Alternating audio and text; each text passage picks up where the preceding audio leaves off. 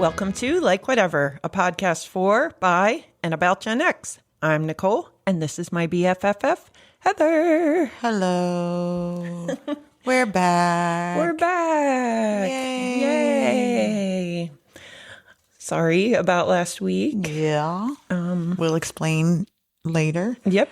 It will get incorporated in here, but It's been a rough little time of it here. So. Yep. But it led to a really good episode that we're going to share with you today. But, gosh, I can't even think of anything. I just, we had our food drive this week, which was crazy and intense. And I'm glad that's over. Yeah. Me too. And thanks to everyone who helped out and gave food. It's a cool thing. I forget what else I was going to talk about. I know I'm excited for the next pandemic. Yeah. I'm getting pretty psyched. I'm not, because I was an essential employee. Yeah, I know. But I'm not an RCA this time. I'm not the help. Right. I'm a regular this time. Yes. So you have more control over the situation. Although the money I was making then, shoot, I just get to work from home.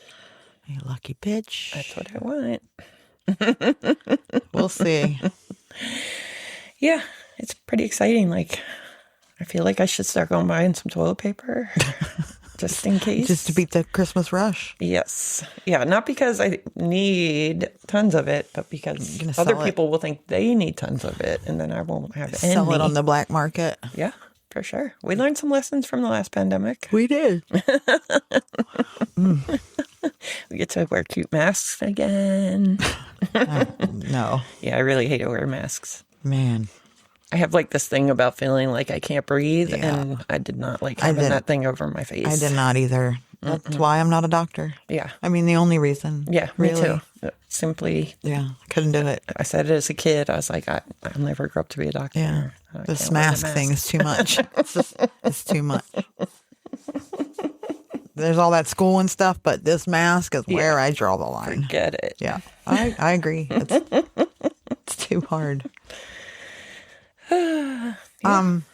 So we also want to get back to the question, the philosophical question. Yes, and I have not been given a heads up. So no, that's because I literally just thought of it. Bull crap I can come up with 20 minutes ago. Okay, and now I've forgotten it. Well, good. We're in the same boat. Neither one know. Oh, that's what it was. All right. So the question is your mind the same thing as your brain? No. I don't believe so. Okay. What do you think? No. Okay. Because I tell you all the time, my brain freaks me the fuck out. Why does your brain freak you out? So I don't like it because I feel like I am separate from my brain, and my brain does things just willy-nilly without me doing. Like, it breathes and it heart beats and it does all that. Yep. All on its own. And then the part I hate, not that I do this, but if I were to hold my breath, like consciously, I'm going to hold my breath. At some point, my brain is just going to be like, yeah, no, and will make me pass out. Knock my ass out to breathe. Yes. So you don't like the control that your brain has over you. Yes. That's exactly correct. I don't like that my brain can just do things all without me knowing. I see the brain as more medical and an organ. Right. And I see your mind more as the mental health. Huh. I mean, I guess that, yeah. But do you think they have their own, like, I feel like they have their own separate consciousness. Like, I feel like there's two people that live inside you. One is your lizard brain that is like, we're not doing this. And the other one is your regular brain that's like, no, I really want to hold my breath forever. And it's like, no, but we're not doing that. Okay, sit down. Well, the mind is definitely housed in the brain. In my eyes, but and it's a terrible thing to waste. It is. not wrong. I guess it's on that note, though, it's more of the intellectual part.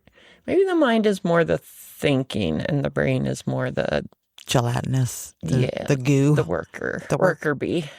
The engine. Yeah. I don't know. I don't like it. It wigs me out. I don't like the fact that your brain can do things without you. That your automated functions yes. are not something that you can control. Choose if it's automated. Yes. I want to make sure I want my heart to beat when I want my heart to beat and not just willy-nilly. And if I don't want it to beat right this minute, I should be able to stop it, but I can't. Like you have like that. Like if I were to like try real hard right now, I could not make my heart skip a beat. No. No matter how hard I try. But in the mind, if there's something intellectual or mental health wise, not that you can always control it, I know, but you can do things to try to change it. Right. You can't change the brain. Like, well, I mean, you can if you bash your head on a concrete sidewalk. You're definitely going to change your brain. Take this bitch out. Like, it's really hard to drown yourself. Yeah. I don't even think you can. I think your brain and your... I know. When they show people, like, walking out into a lake in the dark and they just walk out, and I'm like, no. Unless you can't swim and you walk until your feet can't touch. I would never drown. I can swim. Yeah. Because I think panic takes over, and I think that's how... I don't know. And unless they because they weigh themselves down sometimes too. It's the automatic breathing thing. Yeah. You're right. I mean, at some point the brain's going to be like, get your ass back up there where the air is. Yeah. You don't We're not playing these fish. games. We left this millions of years ago. We don't have gills anymore. So get out. Yeah. Yeah. Exactly. It's just crazy. That's the part that bothers me. Yeah. And here's another thing. Like, your jaw has enough power to bite your own finger off, but you just don't. No. Why not? Well, if I want to, I couldn't even if I tried. If I stuck my finger in my mouth and chomped down, I wouldn't be able to bite my finger off. No. My brain would be like, no, we're not doing that. You can't tickle yourself. Well, that's fine. I hate being tickled. Me too. But that's where your brain is good. Your brain's like, no, tickling's stupid. We're not doing that. You're an idiot. I'm so glad that we're old enough to not be tickled anymore. Ugh. It's possibly the worst thing on the planet. It is. But it's so fun to do to a toddler. I don't do it to anybody because I hate it that much. Yeah. I mean, I don't do it obsessively, but I might get you for a few seconds. Not interested. Yeah. I don't torture people. I guess I should start asking kids if they like being tickled before I start. Would you like them. to? It's consent. It is. Because they might really hate it. And you can't help but laugh when you do it. So it looks like you're having fun. But I never was. Never. I very rarely have fun. So, I mean. There you go. My brain, I don't know, won't let me, I guess. Normal people, that part falls on the mind part, but your brain is like, we're not having fun. No. It is 9:00. It is time for us to go to sleep. And then my mind has to be like, no, we're going to stay. And my brain is like, no, nope. And with no control, you get up off the couch. I do. Walk over to the bed. I couldn't even not have a watch on. And somehow my whole self just senses the time. It's 9:00.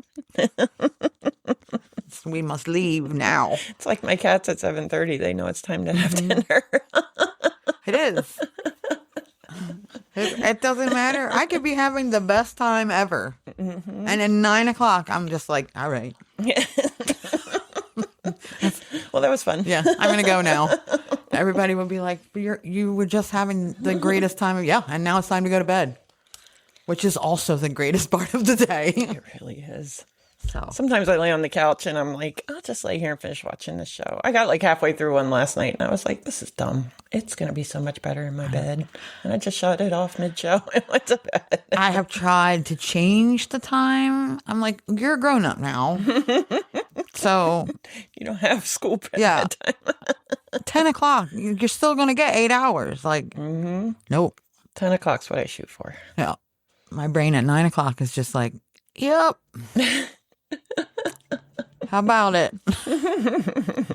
If you grew up in the 80s, you remember the music, the malls, the mixtapes. But some of us also remember something else.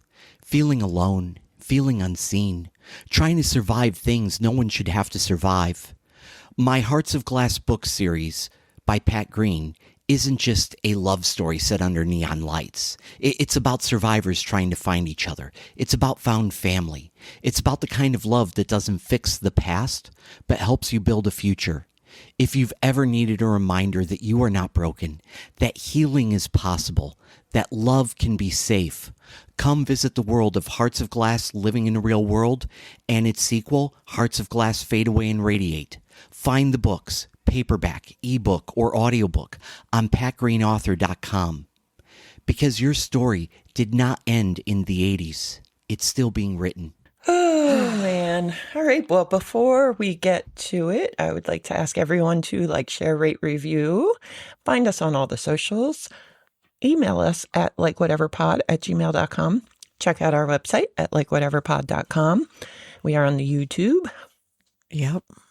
Was that it? Yep. Okay. That's it. Yeah. Did you say the website? I did. Okay. Then yeah. Yep. So, in light of last week, we are going to discuss something that doesn't have anything to do with us being children. But again, much like the AARP situation, it is something that affects us now and that will be affecting us moving forward. So, let me start with, we're going to fuck around and find out about our aging parents. Woo, boo. Gen X grew up in the margins, independent, unsupervised, and often overlooked. We learned early how to manage ourselves, how to adapt, and keep going. What we didn't know was that this independence was preparing us for a future no one warned us about, a future where we would become the primary caregiver for an aging generation living longer and with more complex needs than any before them. Rising life expectancy and shrinking family size, increased chronic illness. The numbers tell a story of inevitability. Gen X stands at the intersection of these forces, the smallest generation with the largest caregiving burden. We are raising children, supporting households, maintaining careers, and now coordinating the care of parents whose needs grow more complex each year. It's not a crisis of individual families, it's a demographic turning point. Caregiving is not a single task, it's a constellation of responsibilities, medical, emotional, logistical, and financial. It's managing medications with precision. It's navigating a healthcare system that often feels impenetrable. It is advocating for parents who once advocated for us. In this quiet, relentless work of keeping someone safe. And it is done more often than not without training, compensation, or rest. The American elder care system was not built for the reality we now face. It assumes a level of support that no longer exists. It relies on family caregivers without acknowledging the cost, financial, emotional, or physical. Gen X is navigating this system while balancing careers, children, and their own health.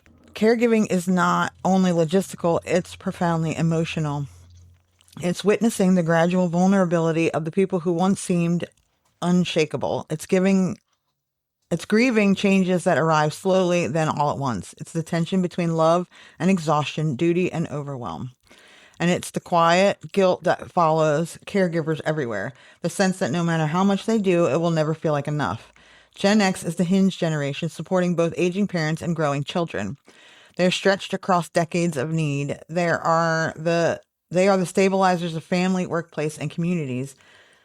And yet their labor remains largely invisible, uncounted, unacknowledged, and essential. Despite the weight, Gen X continues, not because it's easy, not because we're unbreakable, but because we understand responsibility. We were raised to adapt because we know that real care is an act of endurance. It's loud, not celebrated, but it's the backbone of families across the country. If you are caring for aging parents, you are not alone. You're part of a generation carrying a profound and complicated responsibility. You are doing work that matters, work that is often unseen, work that is reshaping what it means to be a family in America. All right. So we co-scripted this week because what happened last week happened to me a few months back. So we have our shared stories, and I have a little bit of background as well. So if I repeat anything that Heather says, I apologize. The parents of Generation X, primarily baby boomers, are experiencing longer lifespans, increased chronic health issues, and rising caregiving needs, placing significant emotional, financial, and logistic demands on their Gen X children, as Heather said. Baby boomers were born roughly from 1946 to 1964. They're living longer. They have health issues such as dementia, mobility limitations, and increased alcohol use. Studies indicate that nearly 2 in 5 adults over 55 may develop dementia, and alcohol consumption among seniors is rising, complicating care. These health challenges often require ongoing monitoring, medications, and assistance with daily living activities. Many Gen Xers are part of the sandwich generation, simultaneously raising their children and caring for their parents. This dual responsibility can involve managing their parents' finances, coordinating medical appointments, providing emotional support.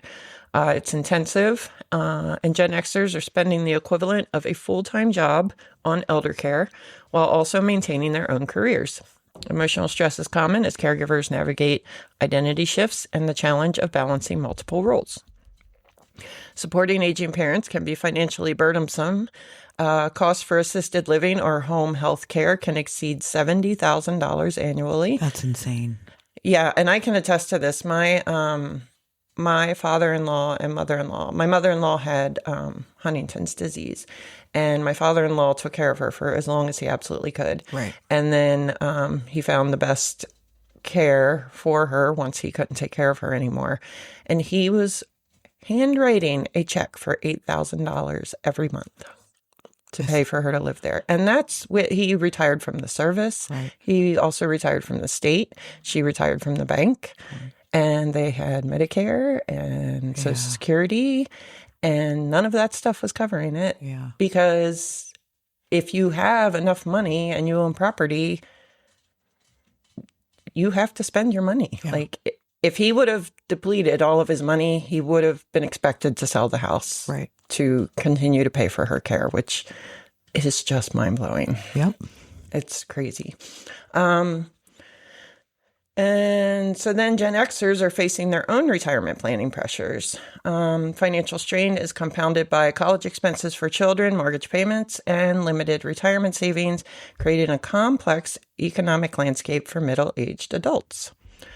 Well, the problem also was that, our generation had kids older. Correct. Like our parents had kids younger. Correct.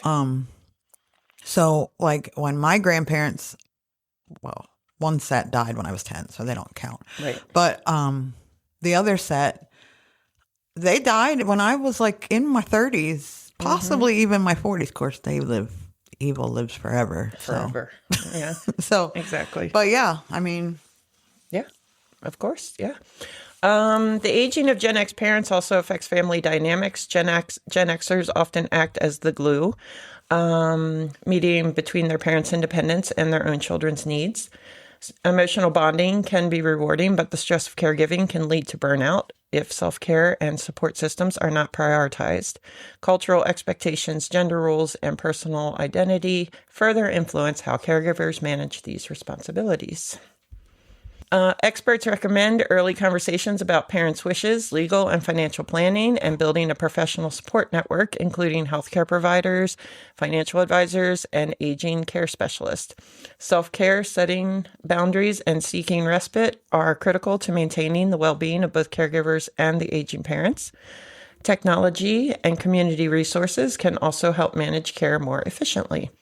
In summary, the parents of Gen X are aging in a context of longer lifespans, chronic health conditions, and complex social and financial needs. Gen X children are increasingly central to their care, balancing multiple responsibilities while navigating emotional, financial, and logistical pressures. Proactive planning, support networks, and self-care are essential to manage this generational caregiving dynamic effectively. So, one of the things I was thinking about was one of the big issues I think that we all face is that a lot of the healthcare, elder care, doctors, all of that shit is online now. Everything's got a fucking app. Your chart is yeah. And the boomers aren't great with that kind of stuff. You know, you remind me, I was in CVS the other day picking up my prescription, and this teeny tiny little ancient, frail little lady was standing in front of me. And the lady behind, oh, I call her lady loosely, behind the pharmacy, which they're not the friendliest people that work in there anyway, is yelling at her because they have a new system. This is the first time I had seen it. So now when you walk up to the register, there's this huge iPad there. And you have to punch in your name and your birthday, and then it'll bring up like what prescriptions you have, and you check which ones you're picking up and all that. So I navigated through it fine, of course. Like there were two of them. So she's yelling at this lady to go put her thing in the iPad. And and then she came over, rung me up. When I'm leaving, this poor lady's still standing there with no idea to do. And this lady's back over here yelling at her about how to put it in. And I'm like, are you kidding me right now? Like, you all weren't told when these old folks come in here, show them how to use it? Yeah. Like, she doesn't know. Yeah. And that's the problem. Like, everything is digital now. And for people who are not, I mean, my parents, I have to say, they use their phone a lot. Right. They're very good about their phone, but there's still a lot of stuff that they can't do. My dad has no idea how to use the phone. He knows how to check the email and send a text. Oh, mine are good. That's about all it. he knows. My stepmom is excellent with phone. She's Right. good. So I think that's part of the problem that we have is that we have to learn that shit too. Like, granted, it is easier for us to learn it because we did, computers and all that really in the 90s. And, as we were adults, Right. it really came of. So, but on the other side of it, having to learn it yourself and then try to explain it to an aging parent. Right. That's where that emotional stuff comes in. And today I was waiting for you to get here and I was talking to my mom and she shows me a video of this guy singing and he was like half singing and half and anyway, she was like, I love his voice and his eyes are so pretty. And I was like, Mom, that's not real. And she was like, what do you mean? And I was like, that's AI. And she was like, they just made up a face and a voice. And I was like, yes, you could just tell. And sometimes it's hard to differentiate what is real and what is AI. That's really funny because yesterday I was sitting talking to my oldest daughter and we were both just doom scrolling, sitting next to each other on the couch. And I came across this cat that lives in Africa, and it was a kitten, and it was so cute, and it had this wide face and these big, huge ears.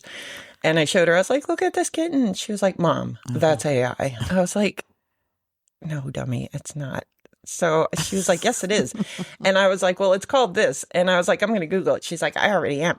And then she pulled it up. She's like, well, it doesn't really look like that. And I'm like, whatever. I know what AI is, but it's funny that we had this, like, the next generation now thinks she's going to have to tell me these things.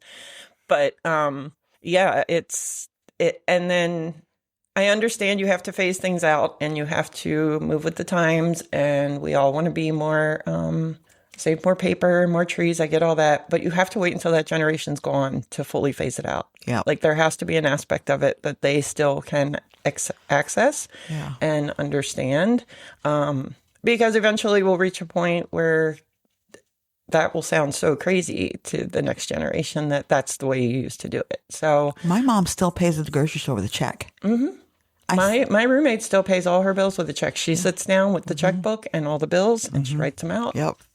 I'm like, that is wild. I took her to the grocery store and I was like, okay. And then she was like, this is great. You all are going to find out a whole lot about our parents today. So we start going to the grocery store and we get like a quarter of the way, far enough that I'm not coming back for nothing. And she's like, oh no. And I was like, what? I don't have my Food Lion card. And I was like, okay, I have a Food Lion card. and she's going through all of her stuff. Now, something about my mom does have a brain injury. Correct. So she is a little bit, we got that added in. And she's had it for like 25 years now.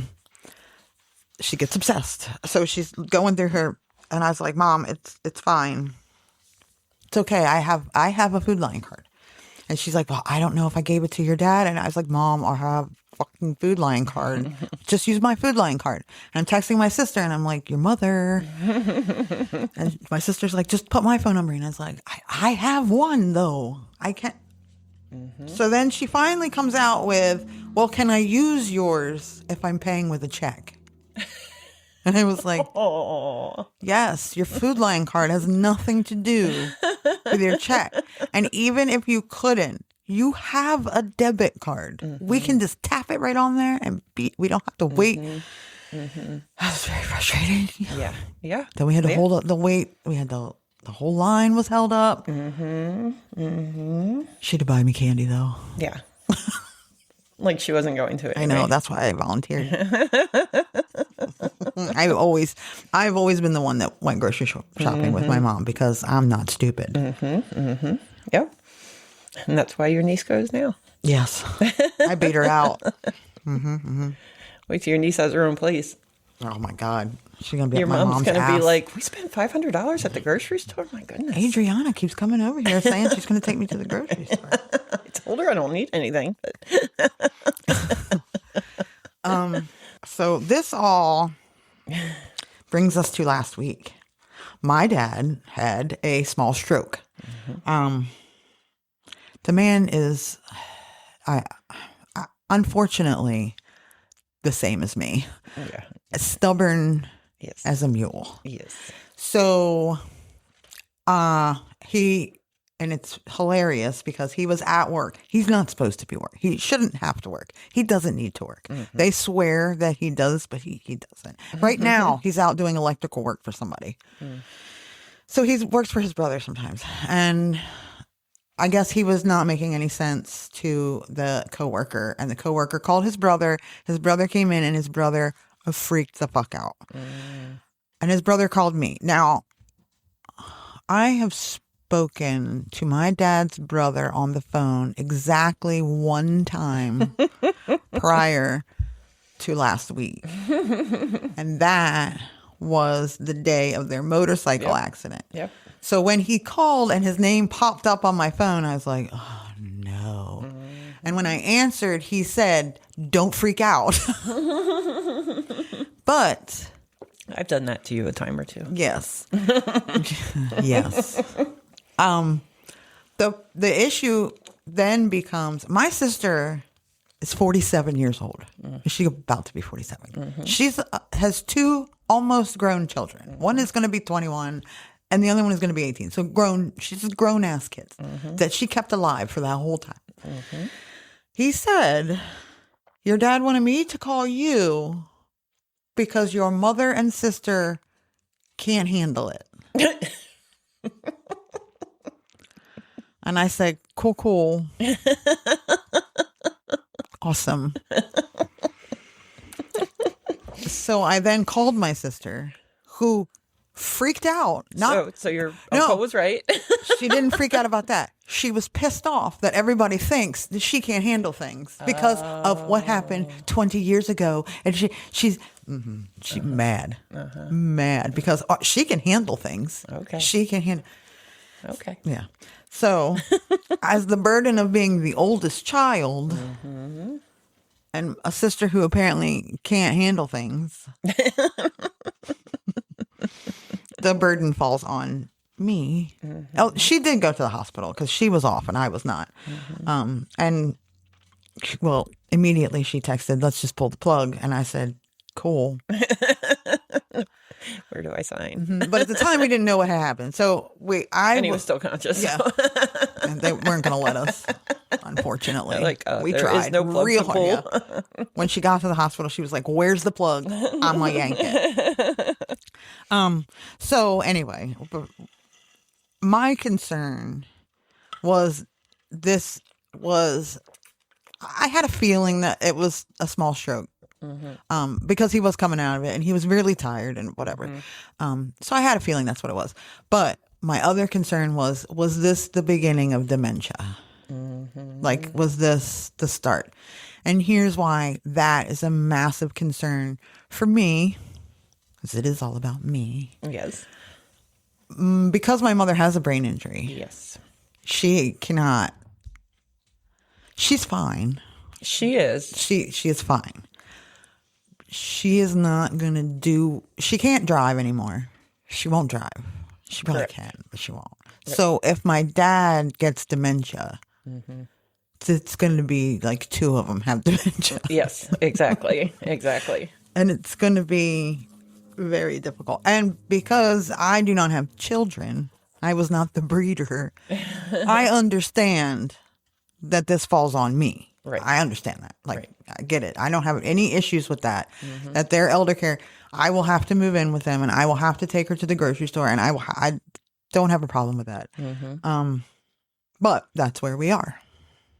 He's fine. He went back to work, not the next day, because they made him stay in the hospital overnight. But then he went to work the next day Yes, he did. And at came home 4 o'clock in the exhausted. morning. Yes. And then went and laid down and slept the entire day and is now mad at my sister and I and refuses to speak to us because we told him he needs to take this seriously. No joke. She texted me and said, Dad is so mad at me that he didn't even wish me Happy Mother's Day. Damn. I think he just didn't realize it was Mother's Day. So do you want to share like how you found out he had a stroke and all the things he's supposed to be doing? Oh, and he's yeah. pretending like this is all part of the journey. Yeah. So we spent all day with MRIs and nonsense. Well, first he said, don't come to the hospital because he's just going to sleep and they're not going to tell him. And he's just waiting for blah, blah, blah. Don't come to the hospital, but bring me pants. I don't know how he was going to get pants if we didn't come to the hospital. That's neither here nor there. So the three of us, mom, sister, and I go up and he slept the whole time and was actually in good spirits first. He was joking with the nurses and that concerned my sister because he's not a good patient at all. We learned from his motorcycle accident. So yeah. Then he got pissy. Because I remember I was texting you for updates and you're like, nobody's telling us anything. We don't know anything. But I'm pretty sure he knew. I don't think he did Okay. because he slept. Okay. He didn't. He knew when he left the hospital. I had to read his paperwork because he refused to tell anybody what was happening. I said, "What is wrong with you?" Because we didn't go pick him up. His brother did. So again, we're bad people, I guess. But his brother called me like a million times, so let him deal with it. I had to read his paperwork because when I said, "So what is wrong with you?" he said, "I had kids."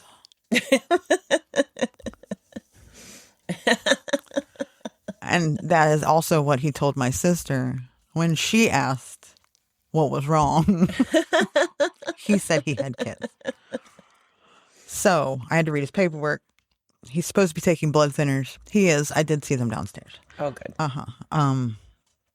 Because when we asked him in the hospital, when I talked to him on the phone right after he came out of his MRI, I said, "So what did they say?" "I have to take aspirin." And that's when I was like, "Oh, okay. Yeah. I know what that means." All right. And I was like, "Oh, was it a stroke?" "I don't know." "Okay. All right. Well, they don't just make you take aspirin for no fucking reason, but whatever." So here's my other thing about us and boomers. Boomers are stubborn as fuck and they think they fucking know everything. They do. Yes. So trying to get them to do, I saw a great TikTok that was like, we now have to look over our parents' medical papers like they did our report card. Like, you got a C in cholesterol. You're going to need to have that. And look, the doctor's note says, but that's exactly what it is. I mean, he just refuses to listen. He doesn't. He doesn't take it seriously. He doesn't. He doesn't ever go to the doctor, which whatever. I don't either, but Right. and then he just wants to be mad about it. So do you think that we Gen Xers with children will be easier on our kids when we get older? Yes. I do too. I think we just go off in the woods and die. Or That's what I think. we're like, fuck this. We've been taking care of everyone our whole entire lives. You go ahead and take care of me. I don't know. Personally for myself, it's very hard to let somebody take care of me. Mm-hmm. Like, I don't want you messing with me. Like, I never noticed. I got it. I can handle it all on my own. And I think a lot of us are like that, where we're just like, I got this. Like, because I think, Yeah, we are, but I don't think I'll have any problem having my kids. Now, will they take care of me? I don't know. We'll see. That's probably the bigger question. yeah, and when you were saying about you need to discuss with your parents their plans, I've literally always known my mom has drilled it into my head since I was like 7. What happens to her and what is going to happen to her and da da da da. And that is why I live with a lot of guilt because of their motorcycle accident. She has made it perfectly clear that neither one of them want to be on machines. Right. Can't blame them. Makes total sense. And the day that they didn't slow things down in that room, and you have to make decisions fast, and I made decisions. And when I went up there and saw her hooked to every machine again, she's fine. But right.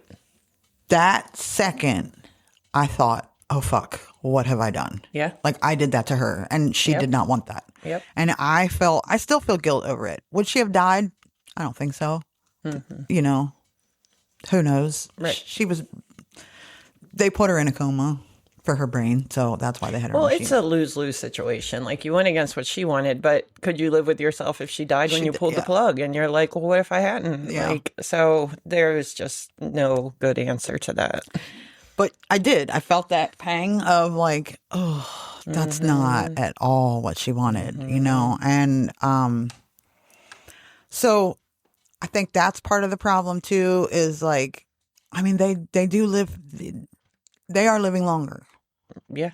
Medicine is advanced. Yeah, so much advancement in medicine and everything like that. So they are living longer. So the burden will be longer. As far as how we will, honestly, I really think that we just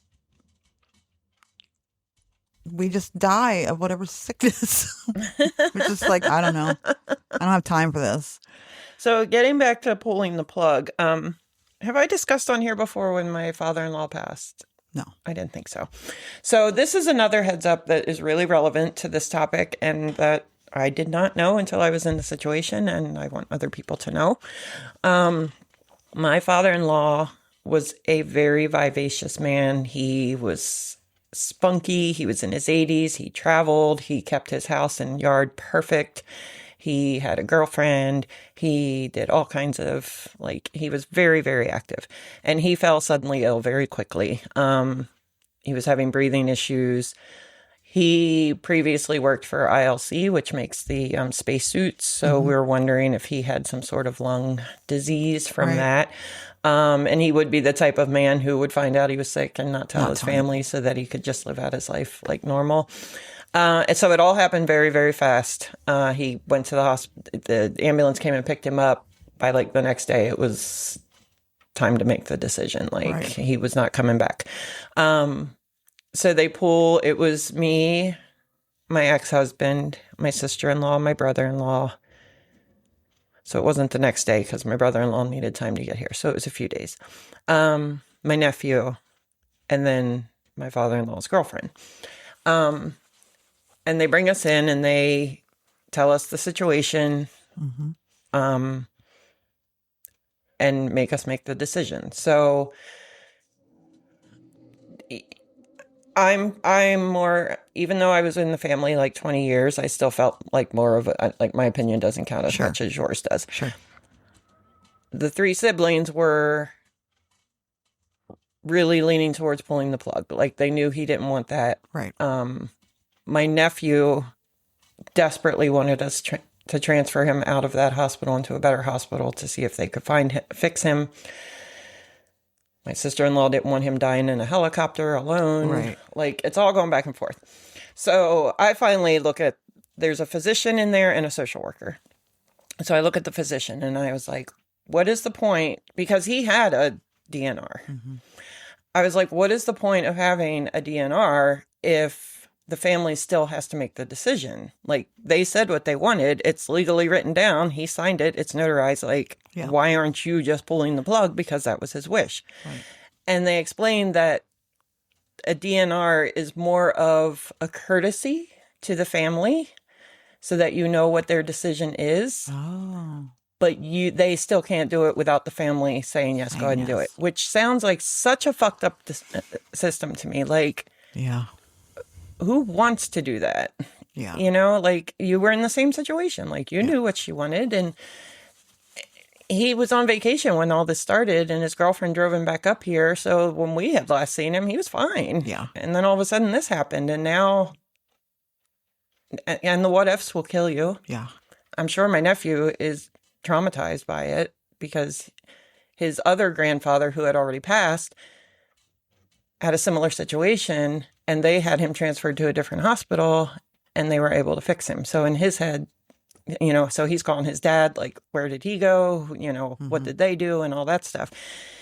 So, because he had a young son that he wanted him to know his great grandfather and all that stuff. So I had no idea. I always assumed that if you said, pull the plug, that's it. That's what they would do. And that is not the case. So that's a real shame too. It is. It's, what's the point? Yeah. Why do you even go through the paperwork then? Yeah. Why bother with paperwork? I mean, I know. You tell your family what you want, because that's all it really comes down to anyway. So what the hell are we paying lawyers for to process this paperwork? Goddamn lawyers. Yeah, it was wild to me. And I don't know if that's nationally.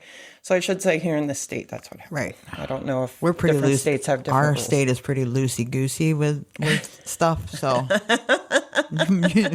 that's surprising in our state. Yeah. We kind of are. We are real loosey-goosey with rules. We're a party state. Yeah, we're just like, whatever. You want her dead? Fine, I got it. You want to pull the plug? Okay. I mean, she is sitting up in this chair watching TV. But we can do it. I mean, we could take a bat to her head if that's what you really want, you know. It's your decision. I don't know. But I think that is, you know, having to make those kind of decisions. And obviously not me, but also having children that you have to, you know, take care of, and an elderly parent that you have to take care of. Correct. And technology, and, you know, navigating I don't think we're adult enough, and that's the problem. Is now we're becoming the adultiest of adults. Like, we're hitting our peak. Yeah, we're hitting the high. It doesn't get much more adulty than us. Around. Yeah, we're pretty much like, we're in our 50s. It is time to mature. We're hitting super adult here shortly, and it's, you know, we're gonna blink and be a burden on the next generation. And then, you know, the other family size is correct. You know, there's a lot less Gen Xers than any other generation. Right. And those boomers, when they were taking care of their families, they had 10 or 12 siblings. Yeah. So everybody could share responsibility and things like that. You know, it's you and your sister. It's me and my sister. And healthcare didn't cost 7 arms and 4 legs. You didn't have to take out a mortgage on your house. Exactly. Or make the decision of an aspirin, paying for it, or pulling the plug. Yeah. Yeah. And so that's my other thing. The doctor-assisted suicide. I'm a big fan. Big fan. I never would have guessed. Because if you can do it for a dog, like, it's the thing you're supposed to do to your pet when your pet gets to a point. Like, it's cruel to not do it. Exactly. Yes. Like, you were looked at as a bad person if you let your dog go. The majority of dog owners will say, you know, he's got the cancer, he's got a bad hip, or he's got whatever, but until he's in pain. But once he's in pain, I'm not going to let him go on anymore. And as a pet owner, you know, it's as I took on the responsibility of this dog, which means I took on the responsibility of the end of this dog's life because obviously I'm going to outlive it. So I took the burden on making that decision because that dog can't. So I will know when it's right, and I have to make the decision Yep. because he can't. Yep. So I think that should be, why is that not like, why do we let our pets do it? But, and it's expected, Right. but old people, you just like, Yeah. you Just can't lay pick there your own and rot. time. You can't go to the bathroom. You can't. It's like the dignity is so far gone. My sister and I discussed it. There's no way that man could have a long illness, drawn out illness. God, no no. way. There's no way. God, no. No. He has to die quick. One of the three of you will do a pillow to the face. I mean, once it reaches that point. But that's it. Like, there's no way. And that's he wouldn't, in no capacity. It's the quality of life that you have to consider. And then there are people, and I'll get into this. My dad is terrified of dying, and his theory is, as long as I'm still upright, I'm good. You know, throw anything at me you want to, and I'm good. But he is terrified of dying, and he wants, because his whole thing is, what if I die today of X, Y, and Z, and tomorrow they find a cure for X, Y, and Z? right. So, and that's always been his thing. And that's fine too. You know, he doesn't want to be put out of his misery. He wants to stay alive. And that's another thing about the boomers. The boomers are a lot different than the generation before them because, they're living into their 90s, 100, and some, generation before them also did, but they weren't as active. Right. Like, these boomers are active. They are. And the 100-year mark used to be a rarity. Yeah. Like, you'd see once a year on the news, like Ethel hit her 100th birthday and everybody celebrated. Now they're every week on the news. Oh, so-and-so is 104, so-and-so is 107, so-and-so just hit 100. And I mean, it's all the time. Yeah. And they're spunky. They're still going. Like, they have more energy than I do. They're active up until, So that's the other problem. Like, my dad is the example. He doesn't slow down for nothing. Ever. No. Never. No. Ever. And that's why I said there's no way the man could go through a long, drawn-out illness. And I think that's why he lives the way he does, honestly. I think that is why, Live free or die. Yeah, if he wants to go out the way he wants to go out, and I am mad. I have no doubt in my mind that if he did ever because he has been concerned here recently with his health. His health has been declining lately. Okay. The last, year or so. He has been concerned because he's little pieces that you get. He would never say it to anybody but.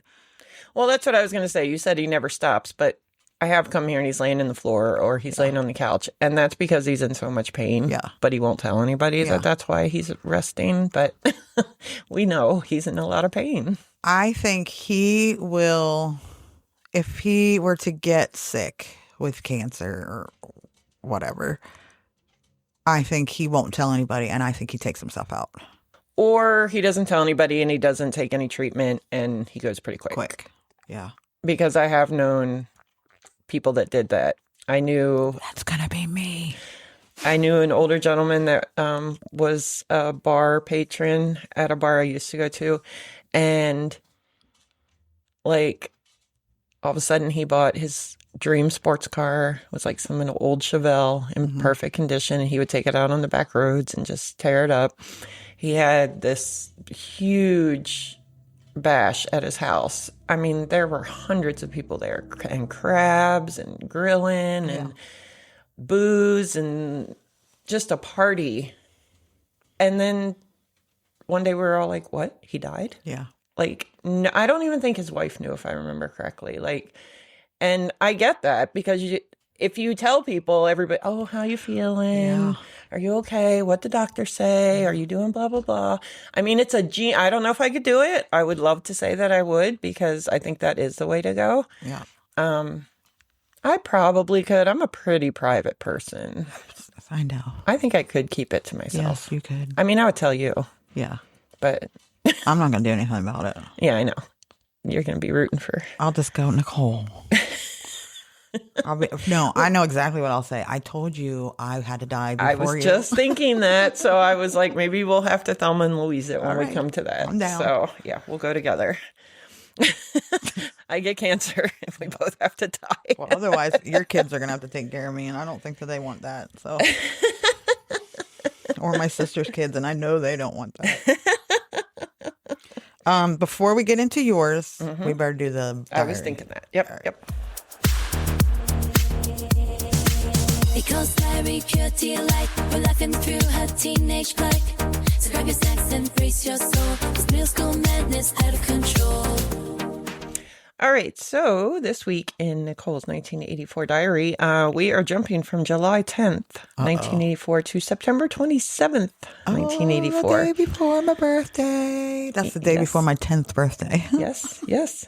And I wrote at 11 years old next to it. And this is a fun one. Okay, good. The title of it is My Plans. Oh. So this is what my 11-year-old brain thought I was going to be doing as an adult. Oh. Yes. This is exciting.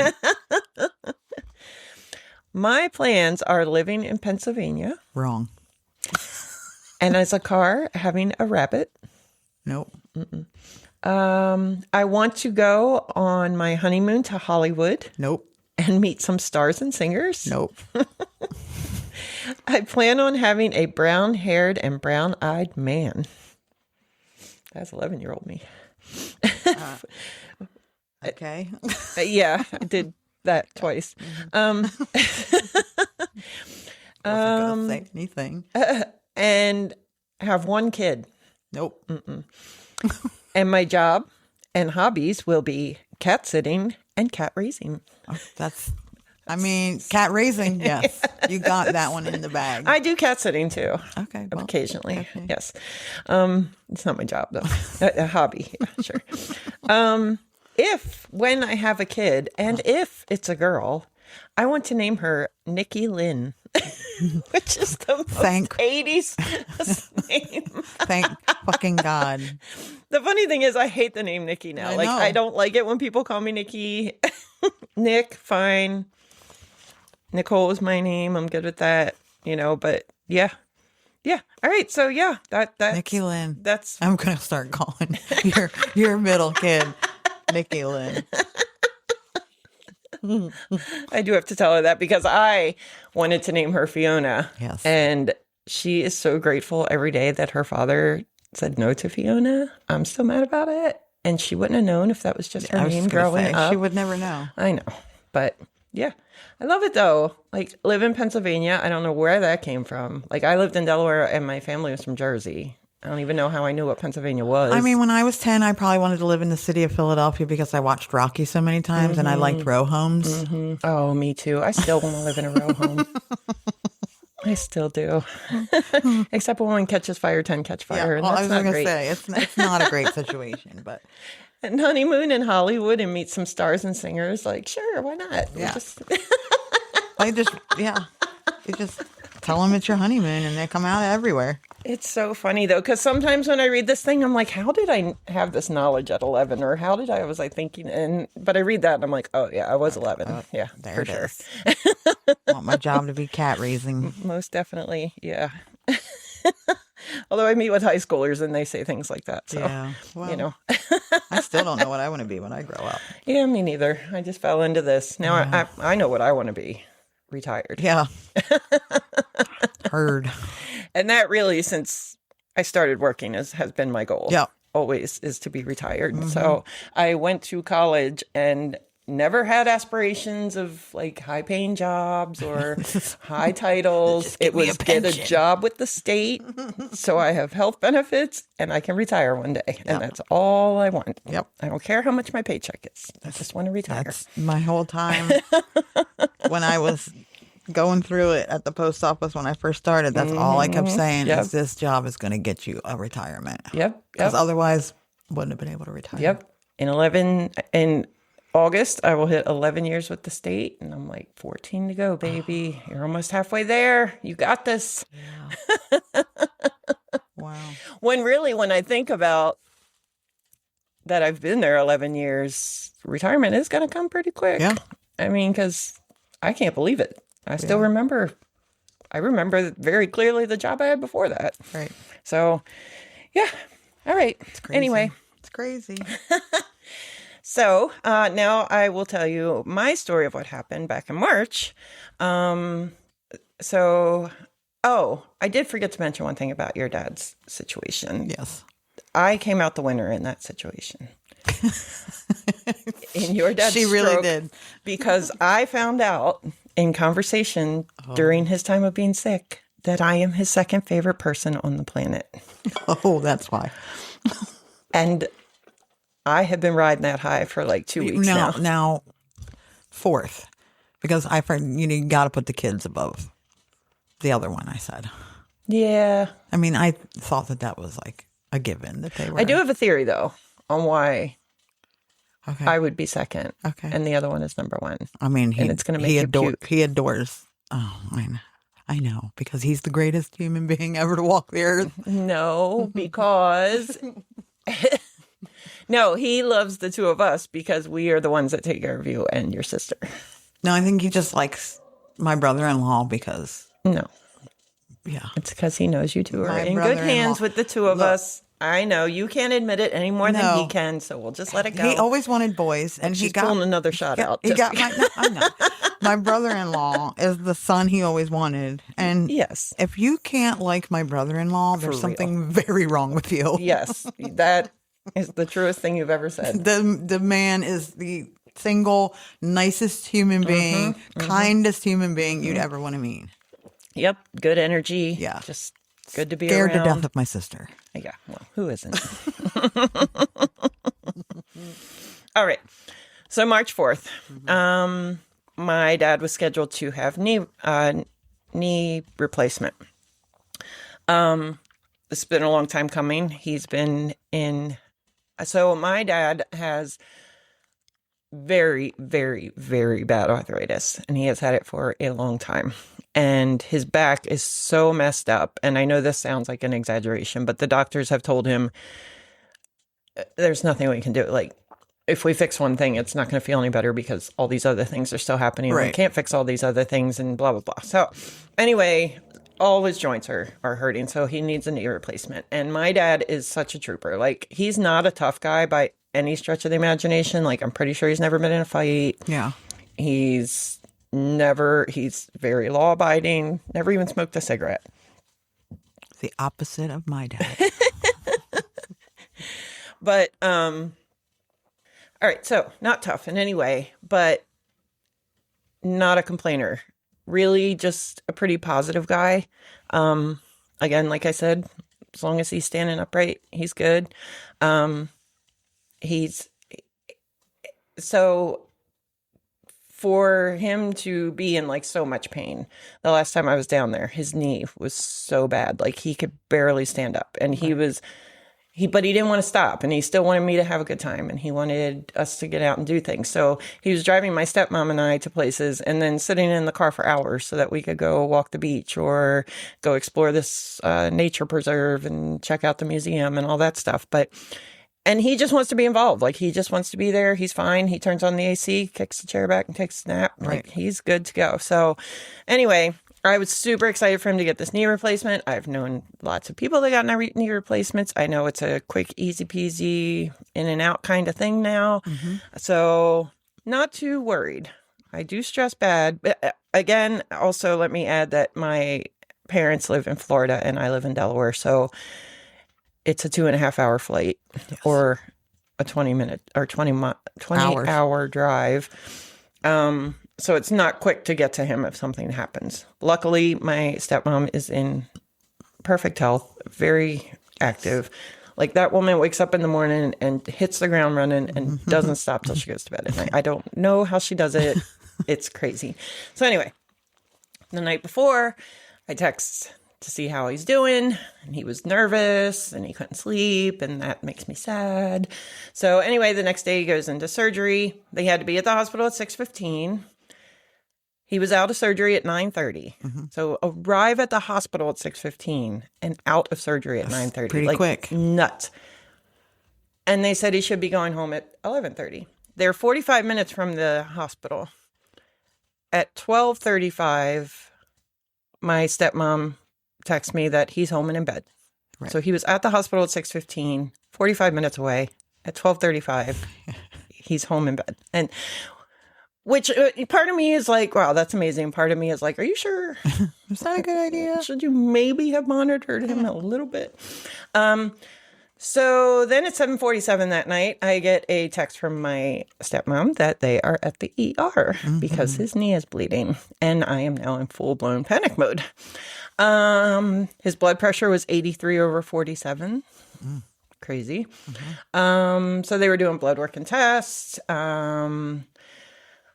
Even to get him to the ER, so he's home, and my stepmom is a teeny tiny little thing. Say there's a very big difference between the two of them.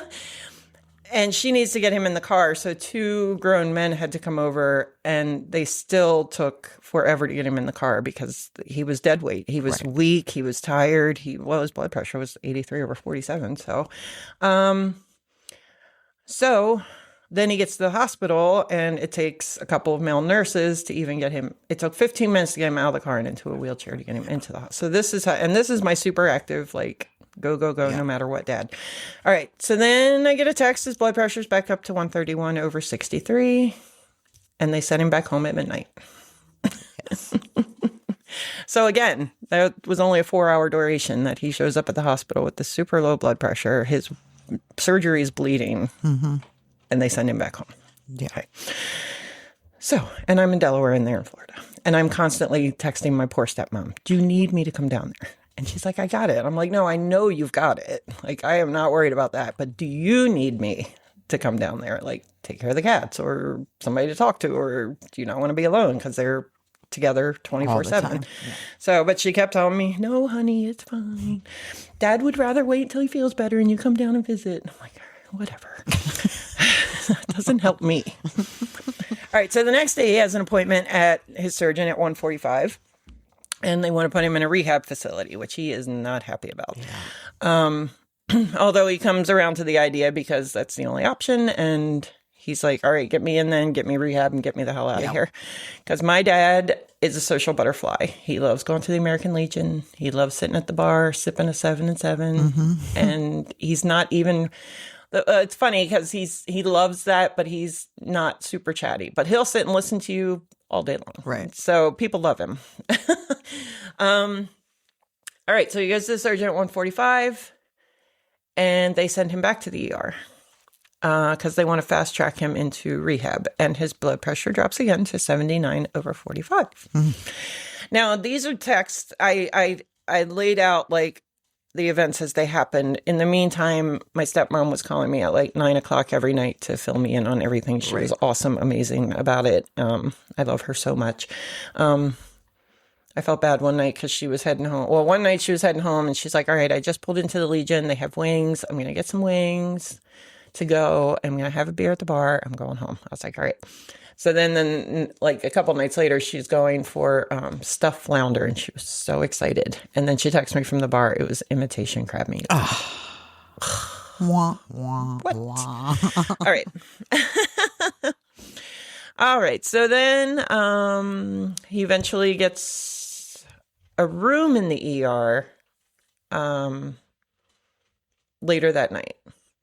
All right. So now, back and forth. I did get a picture of him on my birthday laying in his hospital bed waving it. So that made me feel better. Yeah. Because March 8th, 4 days later. Yeah. Hello. Come on. Yeah. All right. The next day on the 9th, they transfer him to rehab. He has OT. He has PT. He won't eat. He hates the food. He won't listen to the staff. He doesn't want to get up. And luckily he had a nurse who was a hard ass who made him get up. He didn't want to use the bedpan. He wanted to get out of the bed. Ay, my poor stepmom. So he was in there a while. So then March 14th was their... Wait, hold up. It was their anniversary. I'm trying to think of how many years. So I was like 8 when they got married. So 45. Yeah, it was their 45th anniversary. So they had to celebrate it in the rehab center. Aww. But my stepmom made steamed shrimp at home and took it in. And they did their thing because they still celebrate their first date, like go out on a date to celebrate their first That's date. cute. Like, yeah, they're super cute. That's where I got all my wild, unrealistic ideas about marriage. But anyway. And then on the 17th, he went to the doctor and he got his 26 staples removed from his knee. So his knee replacement wasn't typical because he had the reason it went bad because, leading up, they were at the American Legion. They are around a lot of people who have had joint replacements. And everybody's like, oh, I was up the next day. I was fine, So that's what we're expecting. So now we're at, the 18th. So it's 2 weeks later and he's still hospitalized. So we found out that he had a rare condition called lipoma arborescens. And it's a chronic condition where fatty projections grow inside of the knee joint and they look like a leafy tree.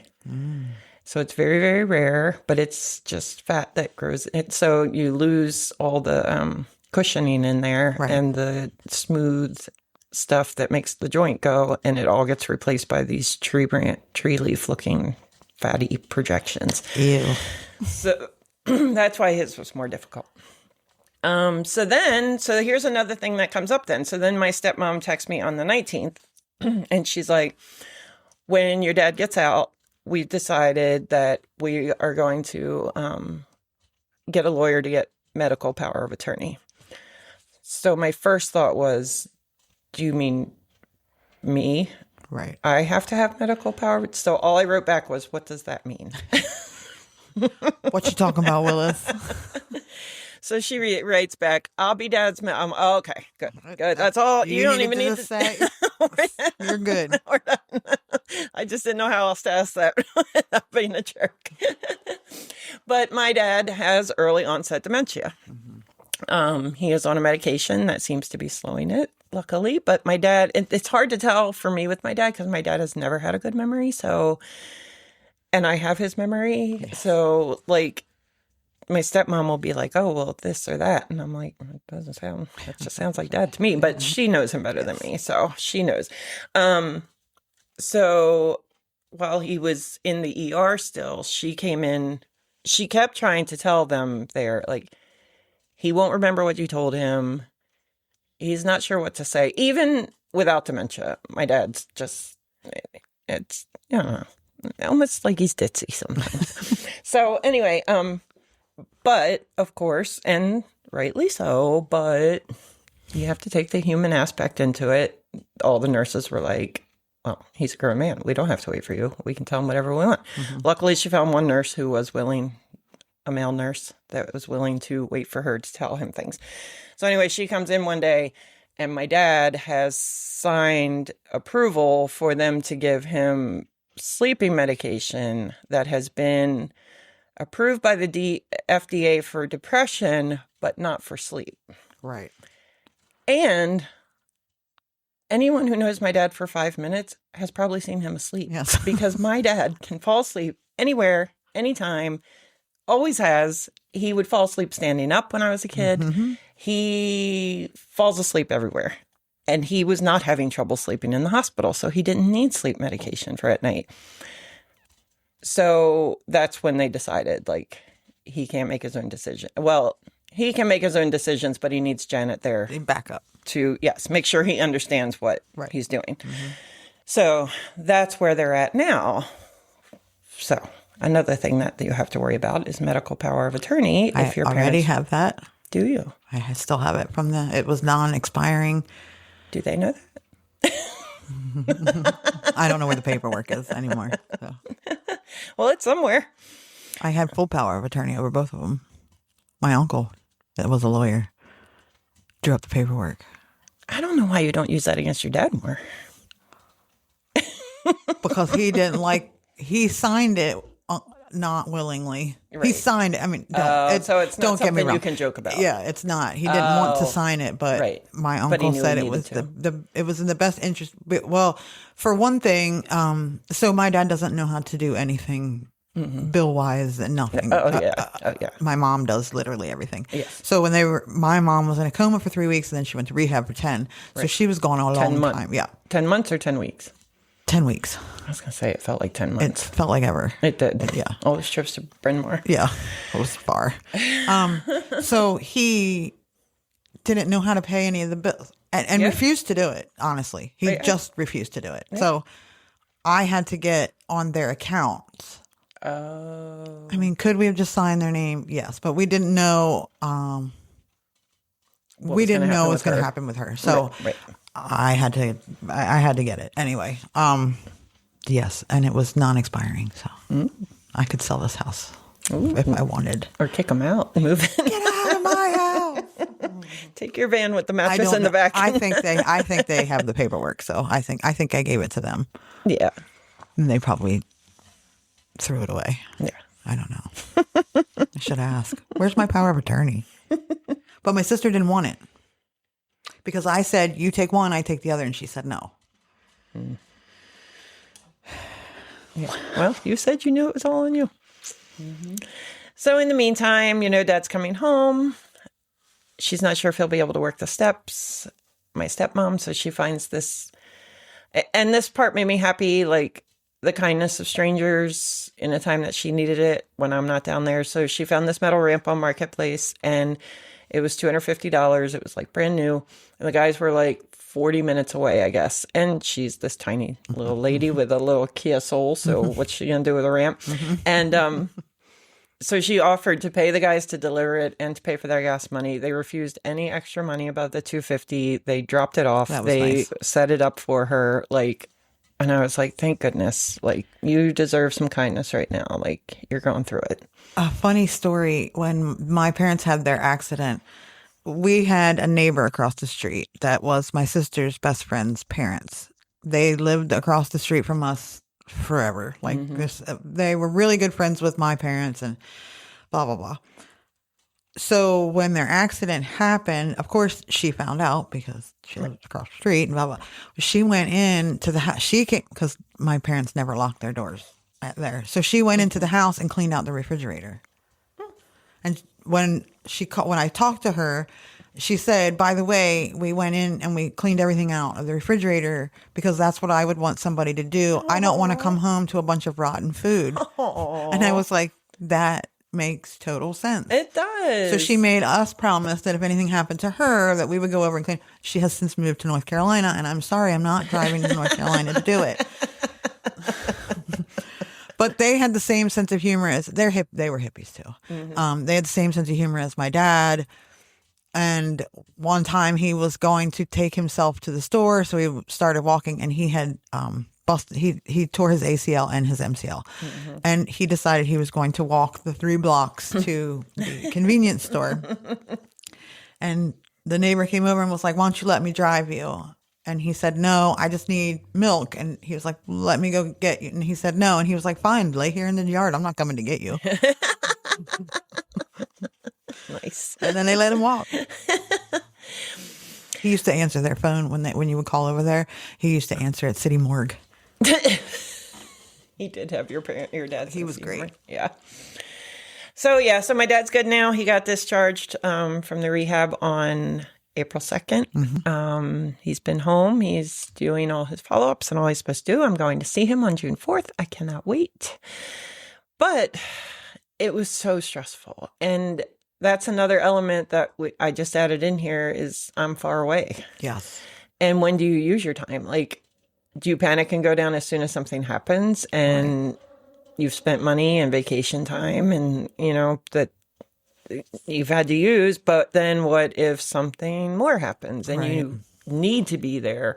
Or what if, like in my dad's case, he wants to wait until he feels better so that he can actually enjoy his visit with me? So, like, it's not that easy. Some people, I guess, can jump on a plane and just go do what they want when they want to, but I don't think it's that many people. So, that's just another part of it that just makes it hard. So, sick dads suck. Yeah, it's a position. Now, granted, I don't know about any of you, but I've had a lot of really shitty things happen in my life where I've been at the short end of a stick. I can attest to that. Paying for funerals that I've I been did through not a lot plan of it with her. and what have you. And So I feel like, it's not, I don't know. For me, I think it's easier to come to terms with the fact that they're not going to be here forever. Number one, because of the motorcycle accident, plain and simple. I mean, but it also doesn't, I don't know. I'm apparently the exception to the rules where if you know your parents are going to die, wouldn't you want to spend all the time with them? But we all did that for like 30 years. We spent 7 days a week, 13, 14 hours a day together. We did that. Yeah, you all just went home to sleep to come back and spend the whole time next day together. All of us, the four of us, three of us, very close quarters in a kitchen. And you guys still do spend a lot of time together. Yes, you really do. We do. And I lived in a van with them, so like I can now. We're all separate. Yeah, we can separate now. It's cool. Yeah. We're good. I am gonna have to live with. I am gonna have to move in here, eventually. Yeah. Because if he dies first, either way we're screwed, my sister and I. But these are things that we have to all think about. And again, we're the adultiest now, and we don't feel like it. No, and I am not accepting the fact that my dad won't be around forever. Sorry, or my stepmom. Like the thought of it, like I just pretend like they're still in their 50s, and everything's hunky dory. But yeah, I don't know. I mean, I guess I know it will happen eventually, but I'm not looking forward to it. Yeah. I don't think I'm not. Yeah. Yeah. We joke about it a lot, but yeah, pulling the plug, like my sister wants to pull the plug. Yeah. I mean, we're going to do it. Don't get it twisted. The minute they're like, you need to make a done decision. What? Well, don't you want to go in this room? Nope. We've been Can I pull it? Yeah. Can we rock, paper, scissors? Who gets to pull it? Who gets to pull it? Best out of three. Yeah. Yeah. Also, real quick, I would like to say that the Flyers, for a team of ragtag young bucks, did a phenomenal job. Yes, they got swept in their second series, but I think we all knew that was going to happen. And they fought hard and took it to overtime, 2 games. And I think that the game they lost in Philadelphia, I'm actually glad that that it was in Philadelphia. Yeah. Because what happened at the end of it is why, if you don't follow hockey or don't care about sports at all, I get it. But just maybe Google what happened after the Flyers game in Philadelphia after they got swept. Because that is exactly why people like playing in Philadelphia. That is why Philadelphia fans are the greatest. Because they stayed out there. The fans gave them a standing ovation, even though they got swept in overtime. And it was very moving because they kept yelling the "Let's go Flyers," and because they know this is just the beginning. They're young kids. They weren't expected to go this far. It's been a long time since we've been in a position where we can feel like that. But, and also, other fans of other cities can hate Philadelphia fans all they want, but athletes of other cities will say they love to play in Philly because they love the passion of the fans. Well, the goalie for the Flyers at the end, they asked him about the ovation and the chants and stuff, and he said, "This is why I came to Philadelphia. The fans, they care." Yes. He was like, they let you know when you're not doing well, but they understood, and he said it made it a little less painful because that's who they, as long as you now, if they had gotten swept, in all 4 games, like 10-0, okay, maybe they wouldn't. I mean, the fans would have been like, okay, yay. They had potential, and they weren't supposed to be there. And the other team was clearly better. They fought hard, but they still fought. Yeah. Yes. So that's unlike the Sixers, who just went down in a ball of flames. I just wanted to put that. And it has gotten me back into hockey. I hadn't watched hockey in a very long time. I'm so excited you're back into hockey. I fucking love hockey. I know forgot that you do. How much I love hockey. Yeah. Do you think you'll watch it next season, or do you think it's a playoff thing? I mean, for me a lot, it was playoffs. I would watch it through the season, but I wasn't like, Not like football. I wasn't like, I Right. have to get home for the Flyers game. And we went to several Flyers games back in the day when fucking Eric Lindros and John LeClaire were playing. And the coach of the Carolina Hurricanes and the coach of the Philadelphia Flyers were both on the same team, Wow. Flyers, that I watched. Wow. So I watched them play. That's so cool. Yes, and I remember them. Especially Brenda Marr. He was a tough son of a bitch, and Yep. I very much enjoyed what he had to say about the fans and their reaction at the end. And he was like, "Yep, that's who they are. That's awesome. And he was happy to come back, and and he told our coach Tockett that enjoy it because they deserved it, and then they walked off the ice, and it was. But yeah, I watched them fucking play. We were 13 rows off the ice behind the goal, and so it's been nice. But Yeah. yeah. Yeah. Congrats to the Flyers on an Yeah, awesome season. I just wanted to put that out there because I know it was last week, and it was Yeah. some guy had to have a medical Showing issue. off. I know, and that's why we couldn't record last week because we didn't know what was happening. So Right. we couldn't. We pin were down. we were in touch every day, and then we were just like, you know what, the world's not going to fall apart if we don't drop an episode this week. We're not going to be able to get it together. So Yeah. So we appreciate your patience, and good luck raising your parents. Good luck with the elder care, the medical, and the problem we have here, which I imagine is a problem everywhere, but I know specifically here, so many people moved here in 2020 that the healthcare system was not able to keep up, and there's a lot of elderly people here. a lot. And so it's very taxing on our health care system. There is. And so It that is. was another issue. Like my uncle at one point was like, he kept calling me, and I was like, I will call you when I know something. I was like, they're still waiting to take him to an MRI. They didn't take him for his MRI until the very next day, even though they kept saying we're coming for him.